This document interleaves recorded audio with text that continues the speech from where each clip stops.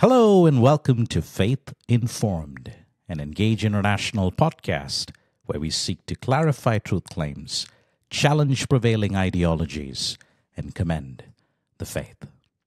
In this episode, we will continue our conversation with Greg Koukl on how to effectively engage in conversations about God and how to respond to questions and provocations with poise and conviction. In part one, we looked at the importance of asking questions when engaging with non-Christians and how Jesus so masterfully models this in the Gospels. In this episode, we will look at a few tactics to help identify flaws in the claims and arguments people make. So let's pick up where we left off. Now, the second half of your book is on how to spot flaws, and you give several tactics to help identify them in arguments. For sake of time, let me pick one. The flaw I want you to help us identify is what you call suicide.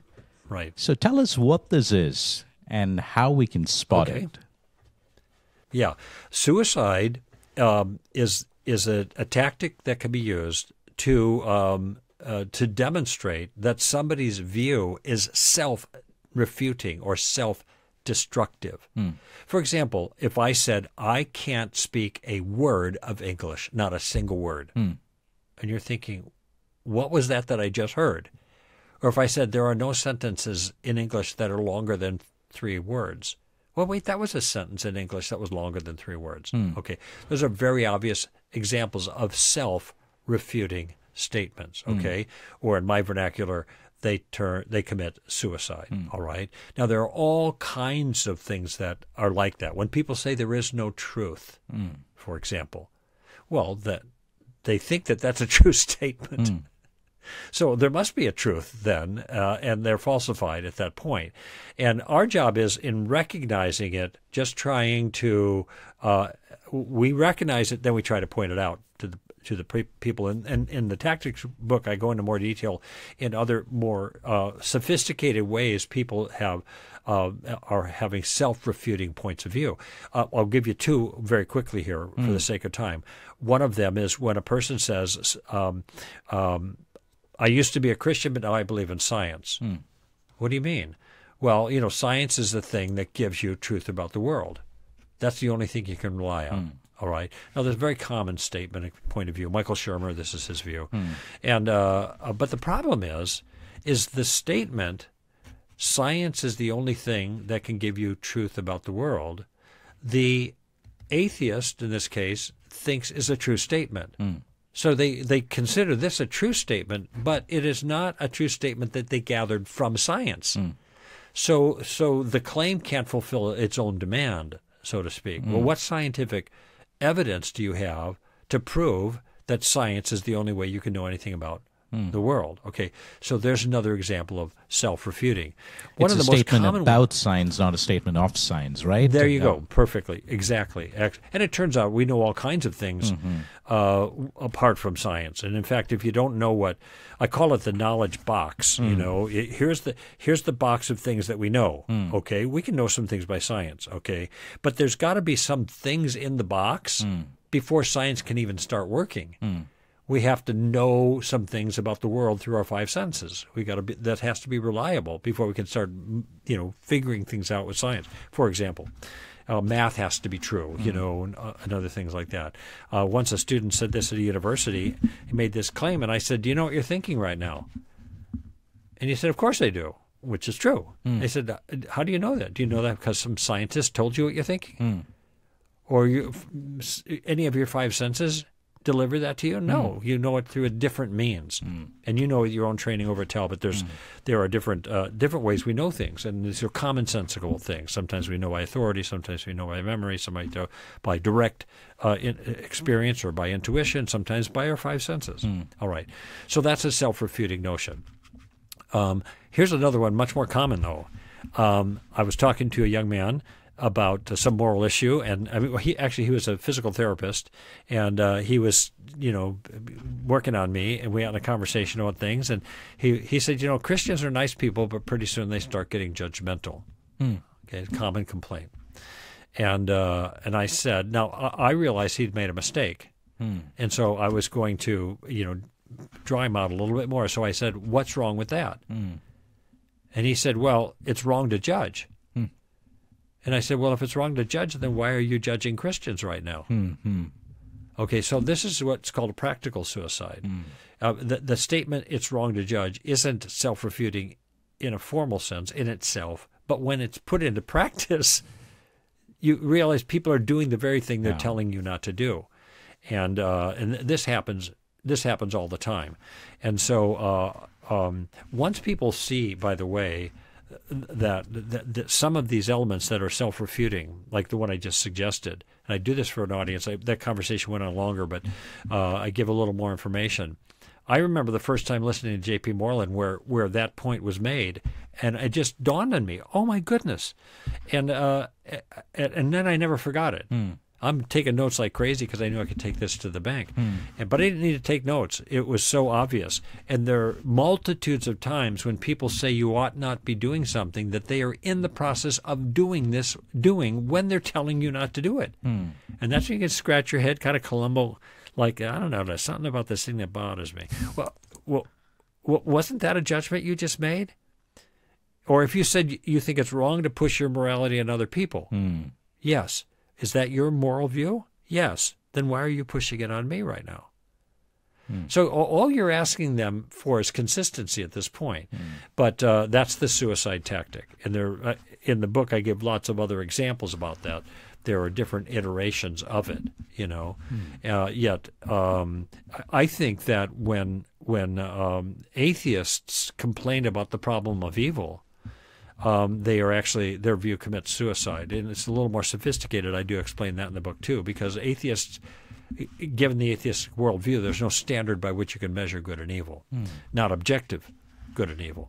And so that becomes a problem too. So there's a little window of insight into the suicide tactic, which is one of many that are in the tactics book itself. I remember speaking at a university several years ago, and during the Q&A, a student got up and said, "We can't know anything." I said, "Aren't you claiming to know something when you say we can't know anything?" There you go. The audience just burst into laughter. So I think this is another example of suicide. Yes, right. So if you listen carefully, we can spot inherent contradictions in people's views. Often they don't see it because they don't really think through their views, right? That's right. Now, the next tactic you cover in your book is sibling rivalry. I think this is also important. I did mention, probably we'll take a look at one, but I just want you to tell us what sibling rivalry is and how it might be used as well. Yeah. This is where this is a type of suicide. So this is a species of suicide, of a destructive argument, a self-destructive argument. And that's when a person raises two separate objections which can't be held together. They can't be held at the same time. They compete with each other, siblings in rivalry, so to speak. So I remember a conversation with a waitress. I guess I've had a number of those over the years. And she was raising the issue about morality. She was arguing that morals are relative. You shouldn't be judging other people. You shouldn't be saying other people are doing wrong things or whatever. So she kind of established her position at that. And as we moved through the conversation, then she started raising the issue of the problem of evil. How can there be so much evil in the world? Now notice the way that is often characterized, and I just did it. How can there be so much evil in the world? The complaint about evil is a complaint about things that are bad in themselves that happen that shouldn't happen, that is out there in the world. It is not a complaint about something I don't like. That would be the relativist's view.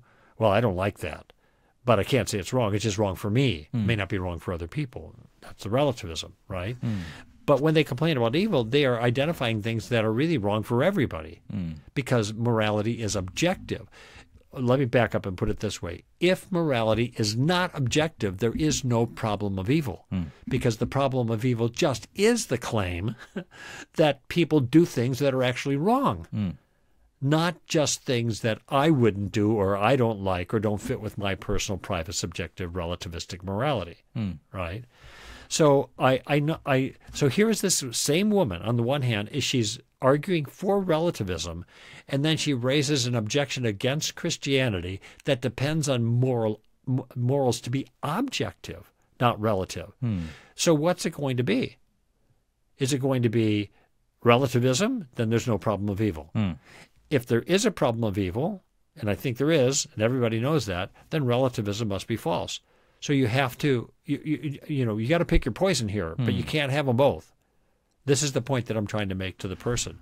I remember there was a movie I watched, but a film that came out, and for the premiere release, I was asked to participate in a conversation because it was an independent film that had moral consequences, arguing about talking about the genocide during World War II and the Holocaust.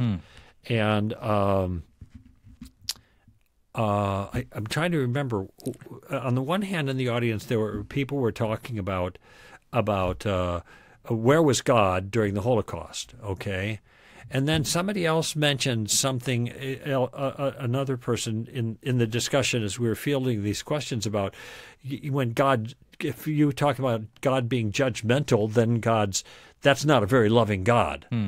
Okay, now this was the audience, it wasn't an individual, but I took the opportunity to point this out, that either you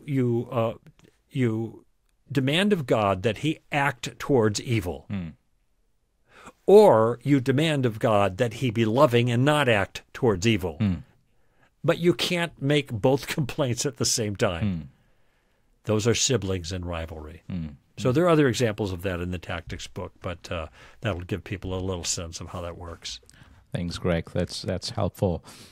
My final question for our podcast today is: I love that we are recording this podcast a few weeks before Christmas, because inevitably we'll have many opportunities for gospel-focused conversations with family and friends as we gather and celebrate this season. So some who are listening may not have engaged others in such intentional conversations before and may be apprehensive about starting. Do you have any words of encouragement for those who want to navigate such conversations but are hesitant to do so? Well, I think my encouragement would be to step out and have those conversations, but do so gently with questions that are relevant to the season. All right. And I'm right off the top of my head. Now I'm just thinking, now, what would I say? And it might be something like, well, here's the observation that grounds the question, and that is, this is an unusual celebration. It's the celebration of a birth of someone. And it's the celebration of the birth of someone who is the founder, so to speak, of one of the world's greatest religions. Okay? What other religious leader do they celebrate his birth? Why are we all celebrating this? Because this person was born. So what does that tell you about this person? Does it tell you anything? Well, first, it seems like it tells you he's a real person of history, because mythical characters do not have this kind of impact, for one. And why are they celebrating this? Well, Jesus is Emmanuel, God with us. This is God come down. This is God humbling himself. And, of course, this is captured in a lot of Christmas cards, and I've characteristically, probably around the end of November in my own radio show, I tell people, please, everybody expects you to say something about Jesus when you send a Christmas card. So don't say Happy Holidays.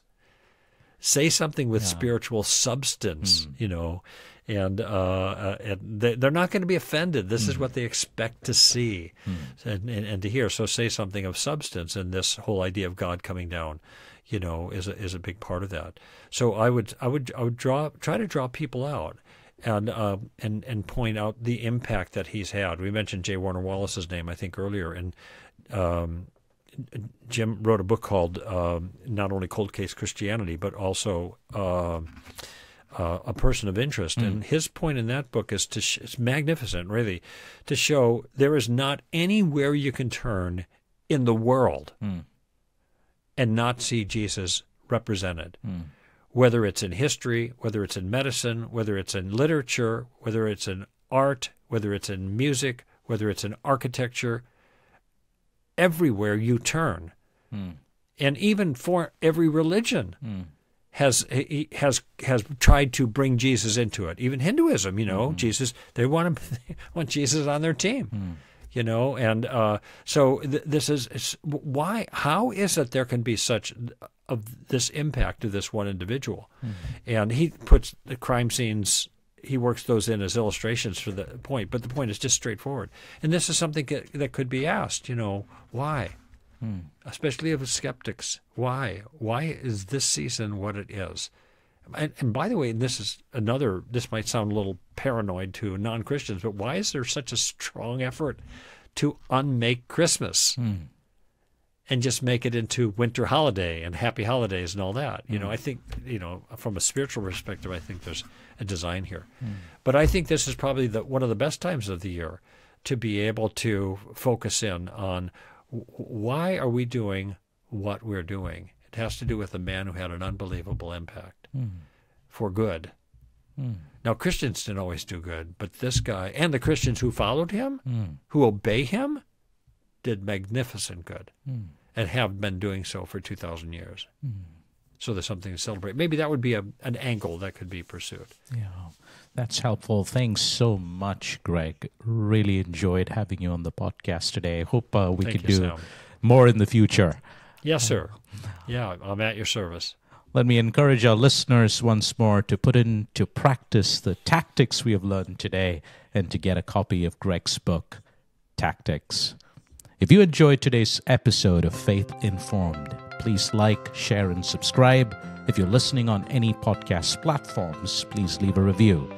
I look forward to seeing you next time right here on Faith Informed.